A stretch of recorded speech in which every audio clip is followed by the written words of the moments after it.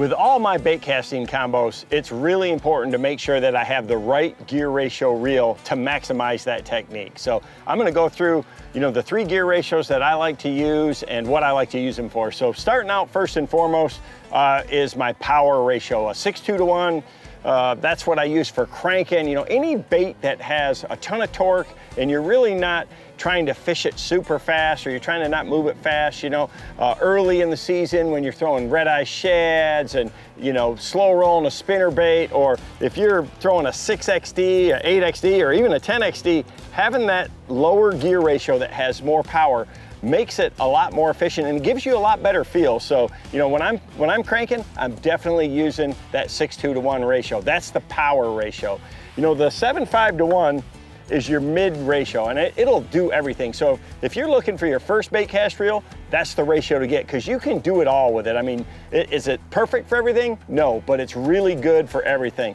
So my mid-range stuff that I like to throw, like a spinner bait, a thunder cricket, baits that you're winding back to the boat and you have tension on the whole time and you're trying to feel that bait, feel what it's doing, that's a great combination for that. You get the best of both worlds with that. Another bait that I love, the 7:5 to 1, is a jerk bait.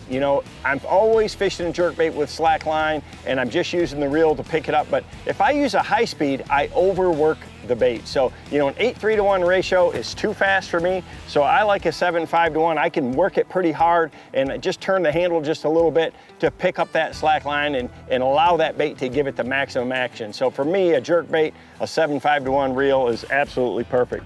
Where you want your high speed get ratios is for those baits that you're moving super fast, or that you're moving with the rod and you're just using the reel to pick up slack line. So like a Carolina rig, a football jig, you're dragging that on the bottom, and if you want to catch up to a fish, you want that high speed ratio for that. If you're throwing a buzz bait, it helps keep it on the top. Any top waters, that high speed ratio is really, really good. So again, most importantly, anything that you're working the bait with the rod and then you're just using the reel to pick up slack line, most of your slow moving baits, that's where a high speed really comes in. That 8:3 to 1 ratio, you can move a ton of line. If you set the hook on a fish, especially with a long rod, you can catch up to them in a real hurry. So having the right gear ratio reel makes all the difference for those techniques. You got to be able to maximize your feel, maximize the action of the bait, and generate as many bites as you can, and having the right ratio will allow you to do that.